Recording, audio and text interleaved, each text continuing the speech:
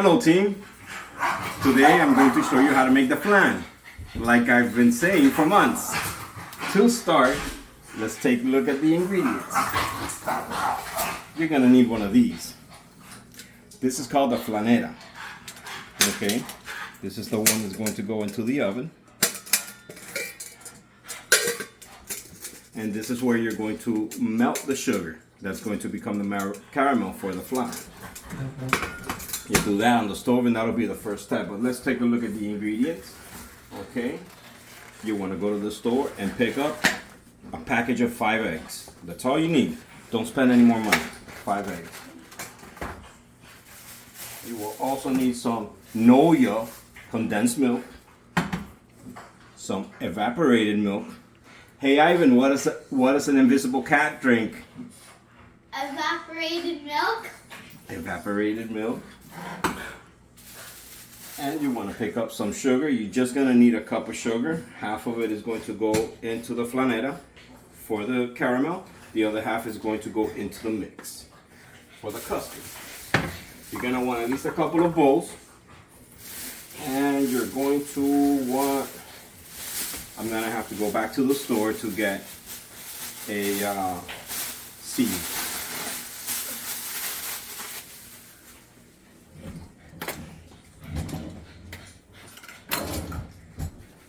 And I'm back. You need one of these to get the impurities out of the mix. Alright, so let's start with the sugar.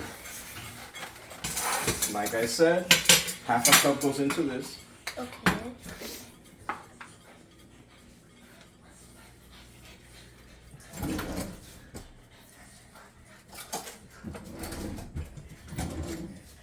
I was not ready. Here we go. Half a cup.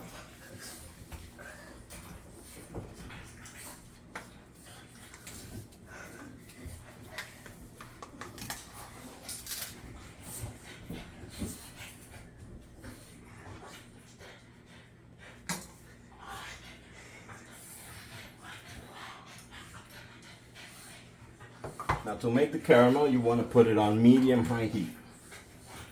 You're going to put the flanera directly onto the stove. Wrong burn.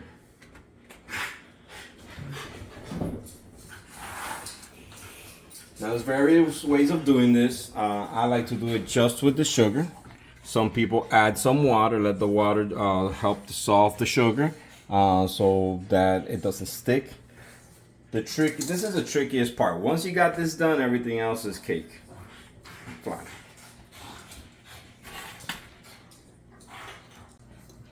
All right, once your sugar starts melting, all right, you want to be very careful at it. At no time should you ever leave this unattended, okay, because it will burn in a moment. If it starts to bubble, take the heat off, reduce it, do whatever.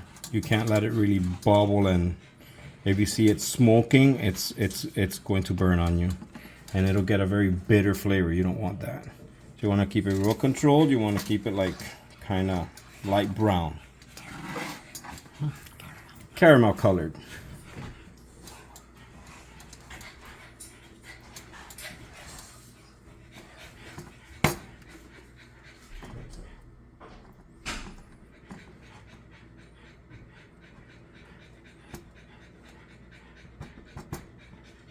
You want to get it to a consistency where it's actually transparent. Okay, the less gritty it looks, the better it will be. Okay, doesn't have to be perfect.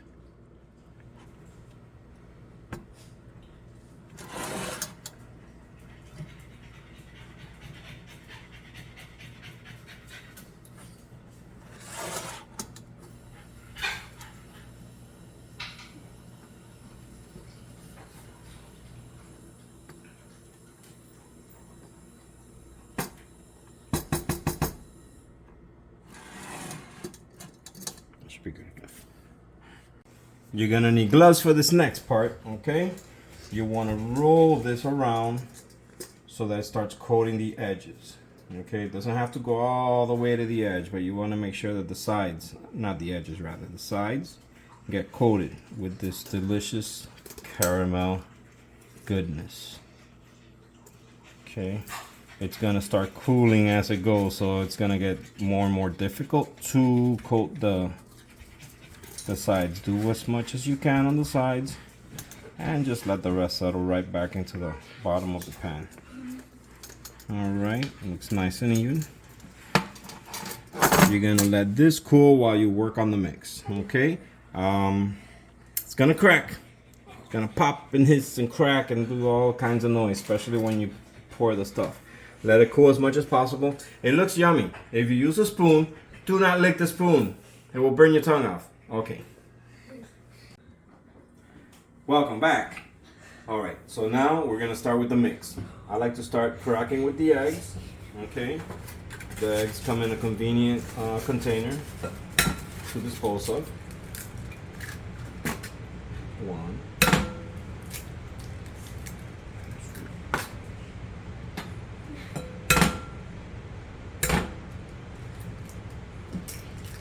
Not pro.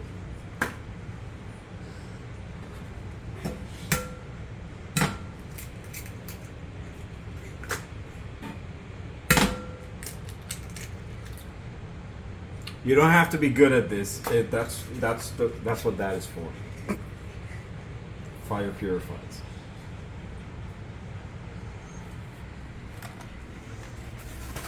All right. Done with the eggs. I like to beat the eggs by themselves first. Most people will just tell you put all the ingredients, and you can do this. If you have a mixer, you can just put everything together, okay, and let it all mix. I like to do it by hand, okay? So I like to mix the eggs first, just to make sure that they are as well beaten as possible, because when you add the milk and everything, then it's harder to actually get the eggs mixed. So I do this first. Again, if you have a mixer, by all means, put everything into it. You can even do it in a blender.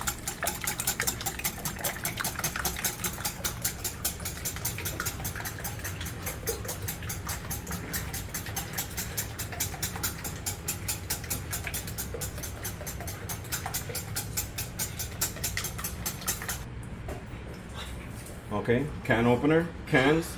Let's see who wins.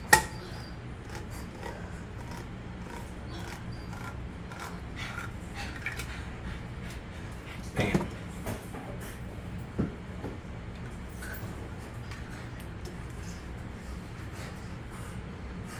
Did I mention also we need a cup of regular milk? Haha.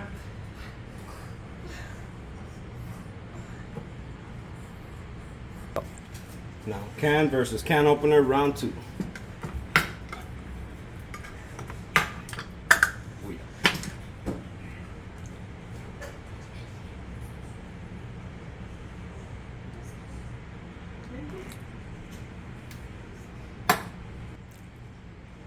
And 1 cup of milk.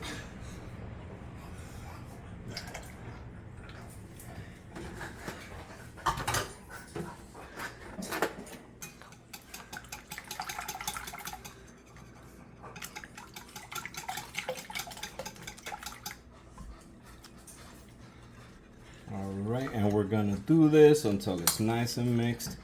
Forgot 2 more ingredients. Wait a minute, no, 1 ingredient. The sugar.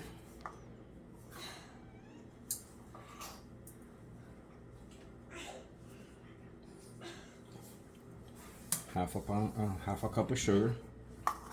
And vanilla extract. No Cuban dessert is complete without vanilla extract. We want 1 teaspoon of this stuff.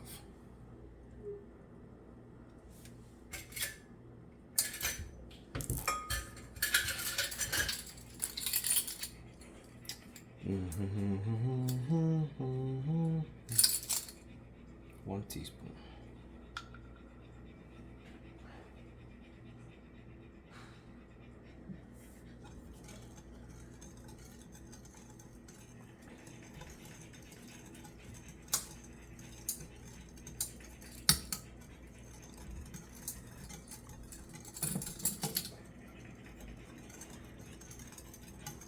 So while we're mixing this, we want to start getting the oven ready. All right.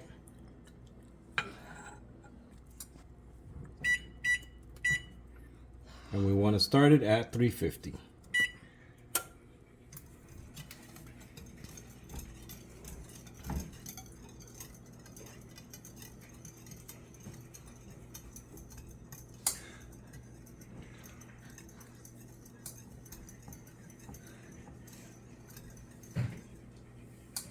I'm going to find a way to fast forwarding through this. Welcome back. All right, so after the mixing is done, this is when we start filtering. You see all these impurities? That is going to be addressed.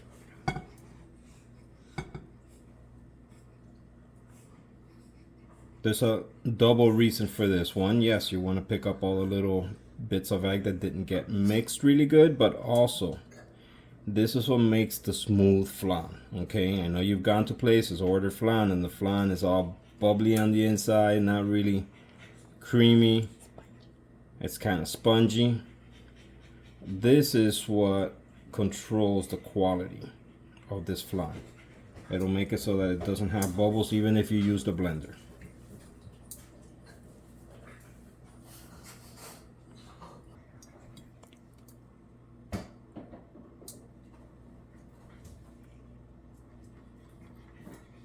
In case you were wondering, this hand over here belongs to my lovely assistant, my wife Priscilla.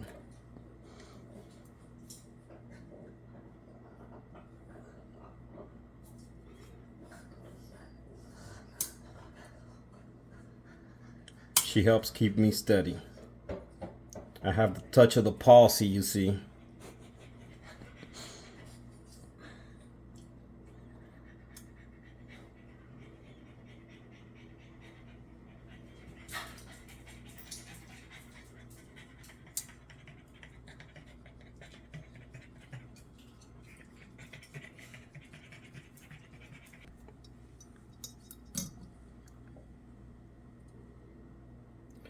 So periodically you will have to rinse out the strainer because of all the little lumps and stuff that it's catching. That's usually only on the first strain. I like to strain it twice and then once again into the flanera.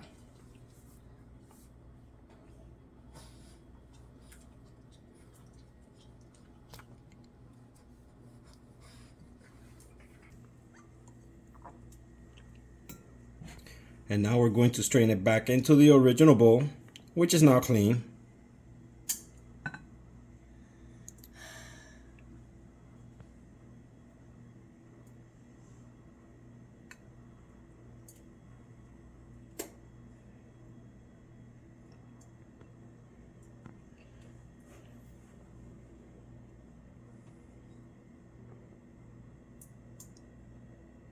For this slow kind of pouring, the best bowls are the ones with a little bit of a lip on it. This was a bad choice.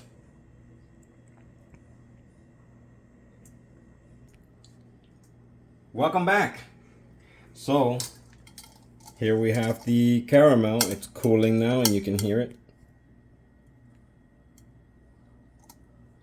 It was talking a lot a minute ago, I promise you.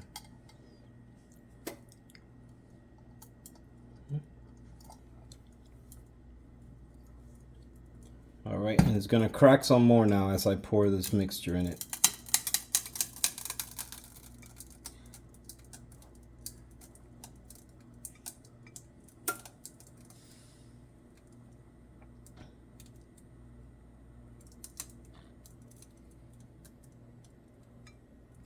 Now this recipe makes a little bit more of the custard mix than what this particular flanera holds, okay? It's very important not to get too close to the edge. I think that should be enough. You want to allow it time to expand because it will, okay? So if it grows to the point where it touches the lid and the lid's gonna be boiling hot, that is going to ruin your flan because now the mix that's touching the lid is going to create just a very spongy, eggy layer, and if close enough, if it actually, you know, touches enough, it will actually get burnt. Okay, it's nasty. So you don't want to get greedy. It's better to leave at least a 1/4 inch to 1/2 inch, okay, to allow it to get big. All right, so here we have our flan ready to go into the oven.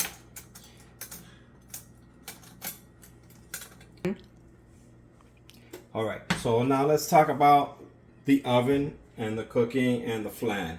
We're going to make a bain de Marie, a baño de Maria, a water bath, okay? This is what's going to regulate the temperature of the flan so that it cooks evenly throughout the entire process. By the way, if you want flan today, you better start making flan yesterday. It takes, at 350, it takes an hour to make this flan. Then you have to let it cool so the flanera is warm enough that you can hold it with your hands, okay? At that point, you're going to put it in the fridge and you have to let it cool overnight. So you're not going to have flan till the next morning. You want to put this in here and you want to fill it about halfway.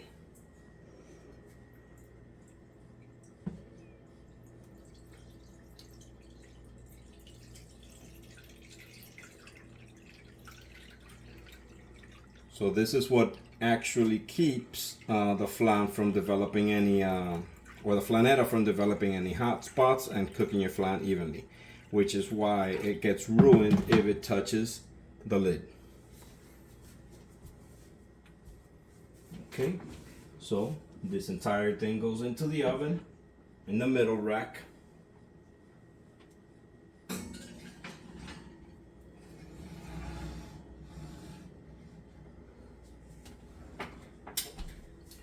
And that gets cooked for an hour or an hour and a half, depending, I'm sorry, an hour to an hour 15, depending on your oven.